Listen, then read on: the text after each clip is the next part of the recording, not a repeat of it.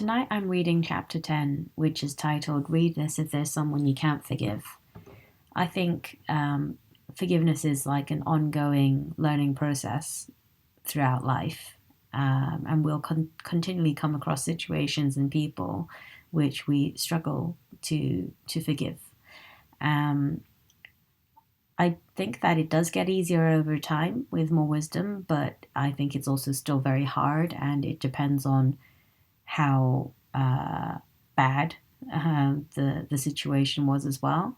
I think also a lot of people just don't even contemplate what it means to truly forgive and prefer to deny, ignore, forget. And that creates a lot of subconsciously bad energy and affects people in ways they don't even realize. I think this year has been a particularly tough year for me, specifically around forgiveness, because of the fact, as I alluded to in the first story I chose about being cheated on. That's probably been the hardest thing in my life to forgive. I think, forgiveness is definitely not forgetting for me, but forgiveness is more a case of letting go, of letting something like control you that shouldn't, and making peace with like what you learned from the process.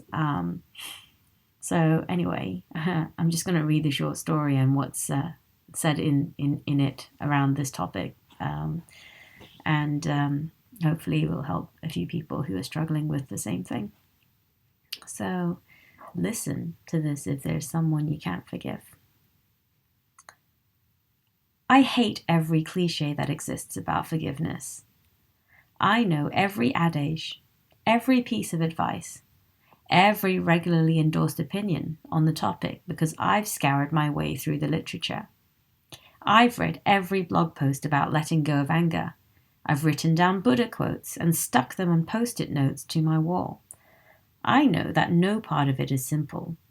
I know that the adages are tired. I know the gap between deciding to forgive and actually feeling peace can seem entirely unbridgeable. I know. Forgiveness is a vast, untraversable land for those of us who crave justice. The very thought of letting someone walk away scot-free from what they've done makes us sick. We don't want to simply wipe our hands clean. We want to transfer the blood onto theirs. We want to see the scores evened and the playing field leveled. We want them to bear the weight of what they've done, not us. Forgiveness seems like the ultimate betrayal of yourself. You don't want to give up the fight for justice after what has happened to you. The anger is burning inside you and pumping toxicity throughout your system. You know that, but you can't let it go. The anger is as inseparable a part of you and your heart as your mind or lungs. I know the feeling. I know the second heartbeat that is fury. But here's the thing about anger. It's an instrumental emotion. We stay angry because we want justice, because we think it's useful, because we assume that the angrier we are, the more change we will be capable of incurring. Anger doesn't realize the past is over and damage has been done. It tells you that vengeance will fix things. It's on the pursuit of justice. Except the justice we want isn't always realistic. Staying angry is like continually picking the scab off a cut because you think that if you keep the wound open, you won't get a scar. It's thinking that someday, the person who wronged you can come give you stitches with such incredible precision that you'll never know the cut was once there.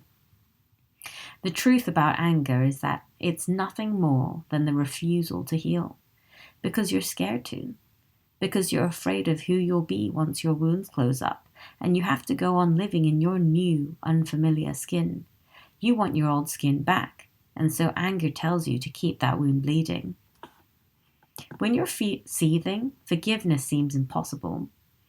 We want to be capable of it, because intellectually we know it's the healthiest choice to make.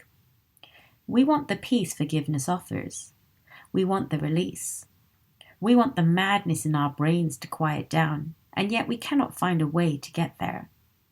Because here's what they all fail to tell you about forgiveness. It's not going to fix anything. It's not an eraser that will wipe away the pain of what's happened to you. It does not undo the pain that you've been living with and grant you immediate peace. Finding peace is a long uphill battle. Forgiveness is just what you take to stay hydrated. Forgiveness means giving up hope for a different past. It means knowing that the past is over, the dust has settled, and the destruction left in its wake can never be reconstructed to resemble what it was. It's accepting that there's no magic solution to the damage that's been caused. It's the realization that, as unfair as the hurricane was, you still have to live in its city of ruins. And no amount of anger is going to reconstruct that city. You have to do it yourself. Forgiveness means accepting responsibility, not for causing destruction, but for cleaning it up. It's a decision that restoring your own peace is finally a bigger priority than disrupting someone else's. Forgiveness doesn't mean you have to make amends with who hurt you. It doesn't mean befriending them, sympathizing with them, or validating what they have done to you. It just means accepting that they've left a mark on you, and that for better or for worse, that mark is now your burden to bear. It means you're done waiting for the person who broke you to come put you back together. It's the decision to heal your own wounds, regardless of which marks they're going to leave on your skin. It's a decision to move forward with scars. Forgiveness isn't about letting injustice reign. It's about creating your own justice, your own karma, and your own destiny. It's about getting back onto your feet and deciding that the rest of your life isn't going to be miserable because of what happened to you. It means walking bravely into the future with every scar and callus that you've incurred along the way. Forgiveness means saying that you're not going to let what happened to you define you any longer.